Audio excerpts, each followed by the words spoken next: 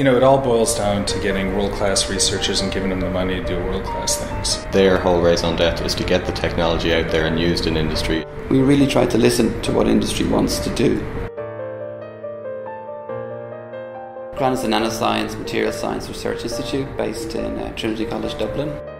CRANN is really focused firstly and foremostly on doing really great research. But what you find when you do really great research is that you innovate new ideas, and those new ideas provide new opportunities. It's incredibly important that an academic institute understands the needs of business in terms of pace and flexibility, and CRANN is an institute which does that. Well, I think the collaboration between Intel Ireland and CRANN has been a very successful and important one. I appreciate the way CRANN is a very flexible institute to work in.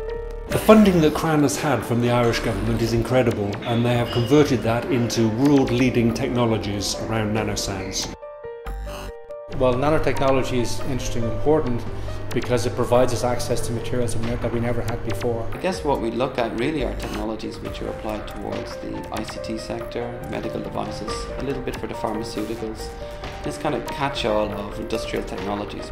In the area of ICT, we're making a lot of progress with telecommunications technologies. In particular, we're looking at methodologies or new techniques for optimizing the signal to noise, so you're able to receive better wireless communications.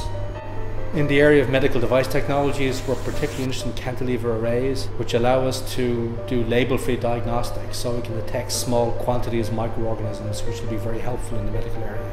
In the area of advanced manufacturing, we've developed chromatographic resins technologies that allows us to do high efficiency separations, but importantly the resins are actually alkaline resistant, so it's possible to reuse them over and over again, which is a big advance.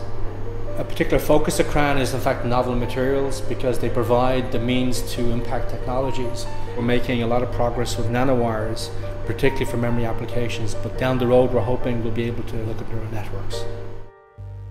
A lot of times inventions in a particular field or area, especially when it comes down to advanced materials, it's not clear where the actual best application is, and that's where your commercialization team within the university is helpful.